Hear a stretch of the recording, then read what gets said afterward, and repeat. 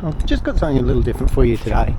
We're doing a re-gutter obviously on this house, and a bit of a roof fix, but you'll notice how the eaves are done on this one. They're sloped eaves running back to a wall, and they've actually just cut a little piece of the fascia out to get the downpipe in. So what I'm going to do is I'm going to show you how we do this downpipe, just a few tips and tricks to make it easier for you. We're going to run it down into that little soak well there. So it comes up and it goes straight across. Unlike standard downpipes, there's no boxed eave, or there's no gooseneck. That gets you, well, I call it a double return. It gets you out of trouble. So I'm going to show you, and the thing that makes it a little difficult is you can see they leave the back on there. So I'm just going to show you quickly how we deal with that. Alright, we're going to do your standard measure, just from the back to the front, and maybe give it a little bit more. 720, 725 is that.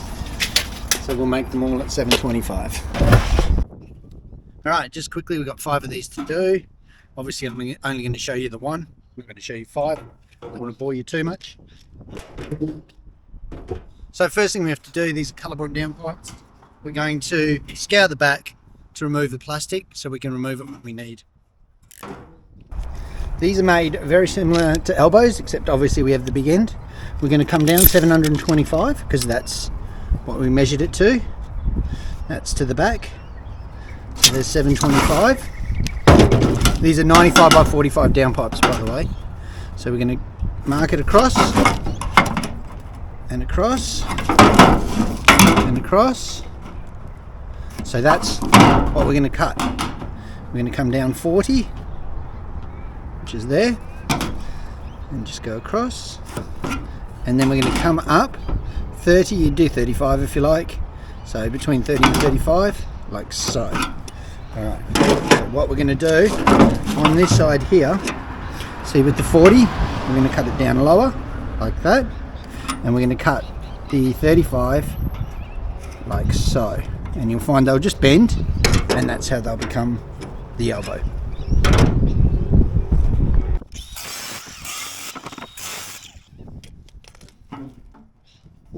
I generally give it a little bend back, because that allows for it.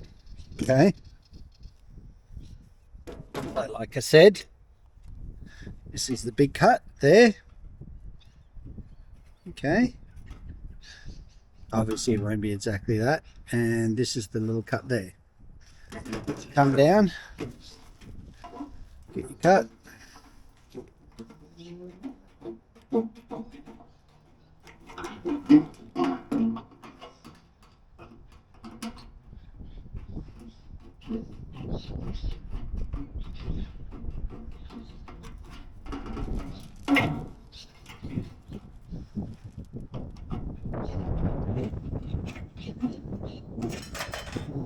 And then your little cut. Now the reason this is not quite as far down is you need something to obviously screw into and rivet into. So, okay, beautiful. Now, while I've got that there, I'm going to grab my chisel, just get rid of the little bits of swarf on the inside. Very easy. Okay, we'll cut all the rest off, so it's not a problem. And then we're going to squeeze these tags and fold up like so.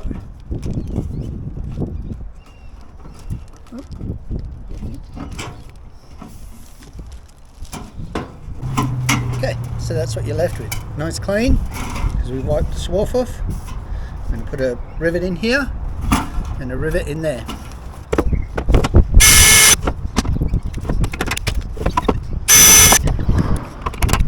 So there you have it. There's your elbow. But you can see we just made that bottom bit much longer.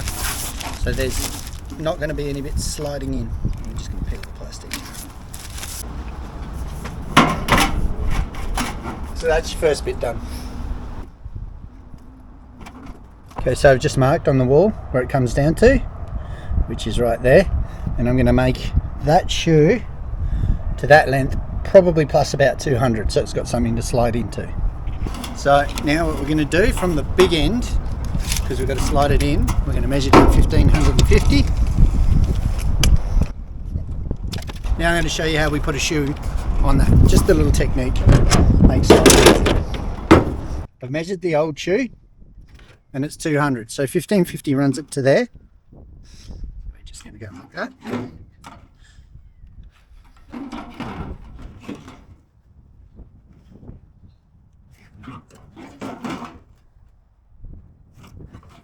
I'm going to measure up 220.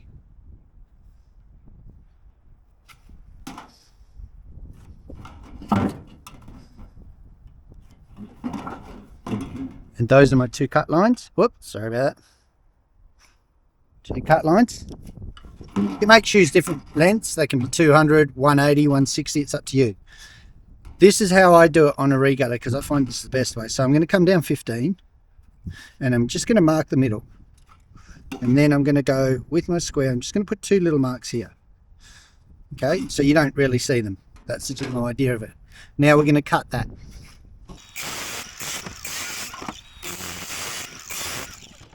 Just quickly, I don't know if you can see that. See how we've cut that line? See how I've cut it just short? So I don't go right to the bend. That's because if I now just go like that, that just tears right to the bend perfectly. And it means once I cut it, I can get in and clean it. And there's no problem with the swath right to the end. Okay, so now we've measured the 15. With my reds, I'm going to go on this side and I'm just going to cut to that line, the little mark I had. Okay. And my greens on the other side, I'm doing the exact same. See, there's the mark. I don't know whether you can see it. It's very faint because I don't want people to see it. But I'm going to just cut to that mark. Beautiful. Now I've got these little things. You can use reds and greens or whatever. Okay. And I bring that back and that middle mark that I've cut, I'm just going to give it a tiny little pin to there. So, all right. And then I'll clear that out with the chisel, get rid of all the swath.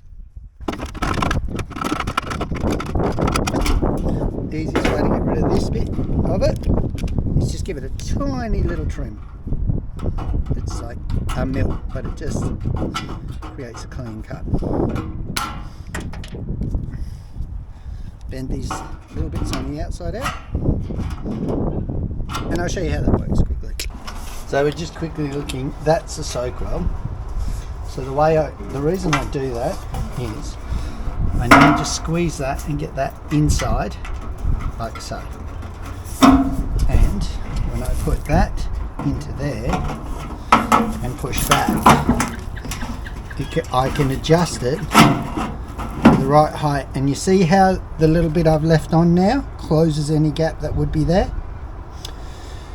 On new houses you can just cut it and set it because the drainer generally connects that next the soak well, but because we're doing the regutter and we're going to connect it now, that's how I do it. It gives a nice neat finish. Then what I'll do is I'll strap it to the wall and then I'll put my rivets in each side. Now I've done all of the miters and everything on the house. Do those before you do the install because obviously you've got two cuts there. If things have to move slightly, it's not going to move and it becomes a big drama. So these should go in last. So what we're going to do, you can see there, we've got it. We're going to move him back. Okay, you've got the cut, but obviously you can't see what's going on. So this is the little bit you cut off the shoe, and we're going to use this to mark it. Now just a point, this is the small end, so if you keep these as well, you can make pops out of them. Save yourself like $5 or $10, it's quite easy. And then you install these and the downpipe will slide onto it. Anyway, this is the small end. So what we're going to do, that is where the existing downpipe is. the hardy flexes cut out. We can see that.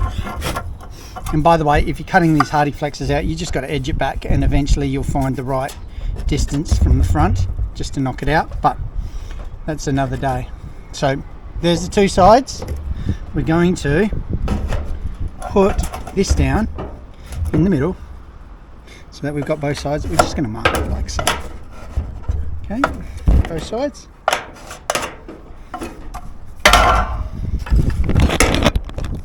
You can see there. So we've got the width.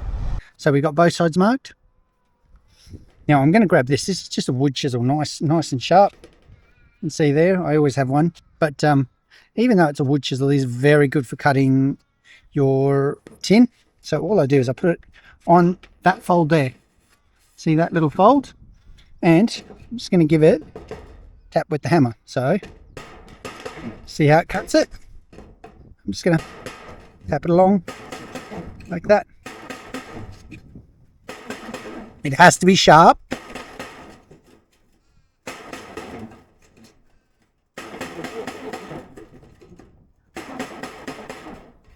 And go just a touch wide.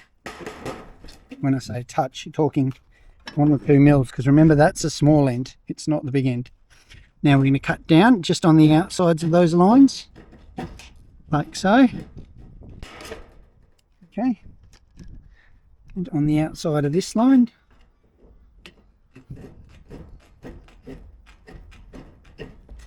Like so. And now we've cut it and we've still kept that top. Now you can clean up that bottom bit, which is probably not a bad idea after you've used the old chisel. Just give it a little trim. Just using reds here. I do it from the bottom, but I'm going to show you from the top. Okay, so I'm just cutting along it like so. Nice and easy. Because remember, you are going to see that from the bottom. So we've cut it. I'm going to grab this one, put him through. I may have to give this another little snip. He's okay. Nice and flat on the wall.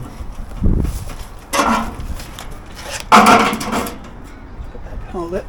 Now I'm going to mark up the top.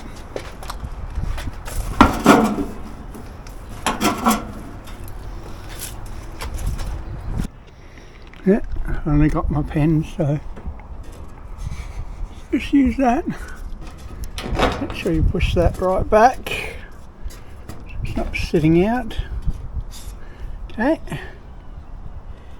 and now we'll take that out and trim it up.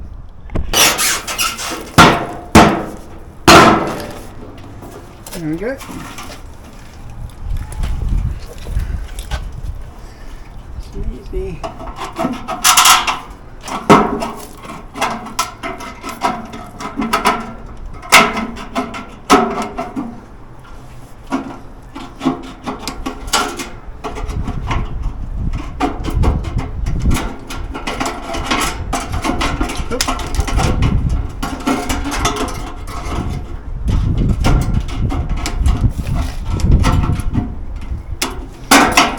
Okay, now with this, I'm only going to snip the top back to the line, so you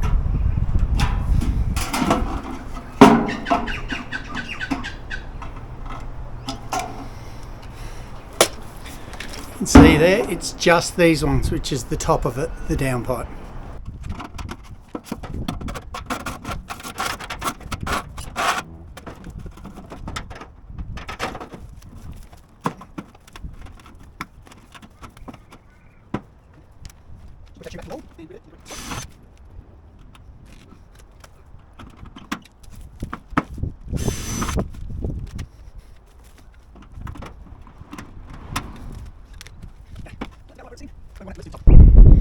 Okay, so we have it at the top. Now you can do this with reds or greens or anything, but I'm just going to do it with these bend ups that I've got. By the way, these are little cheap bend ups I got off AliExpress actually, and they're quite good on gutters because they're only tiny. You get a pack of 3 and they'll just post them out to you. So if you're looking for some cheap ones, because I haven't seen Bunnings have anything like this. So alright, make sure it's hard back against the wall and straight. Now we're going to go back to our chisel. Just before we do, actually, what I'm going to do is, that's where I want it, so I'm going to put 2 rivets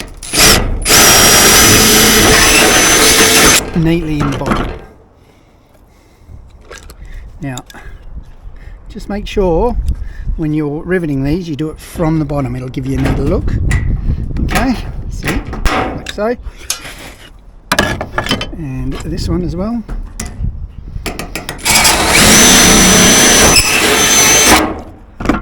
And I'd use two rivets minimum here. You don't want to be messing around with one, you'll find it'll move and it'll go all over the place. So that's your 2 rivets done, and we're going back to our chisel. Now see these little bits here, we're just going to chisel them like so. So I'm just on that fold there, right in the fold. See when I do the other, and I'm just going to the corner like so. Don't know. But yep, just cut that beautifully and put some small amounts of silicone. I don't want too much behind because I'll seal it at the end. This is more to act like glue, and give it a tap around. Okay.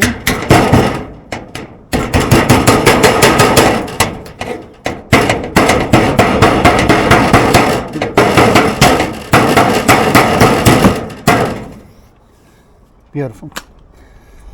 Alright, so now everything's back. Once that sets, that's not going anywhere, and now we're just making sure we seal it so it's waterproof.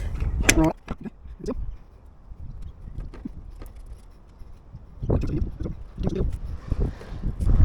And now all we have to do is put the straps on the bottom.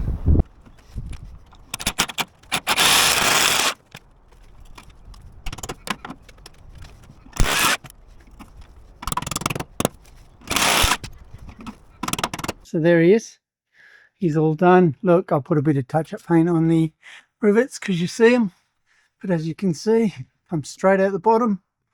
There's no eaves to hide it, so we've got to go with that. So it has to be pretty neat, pretty good. All right, well, I hope you enjoyed this, and I will see you on the next video.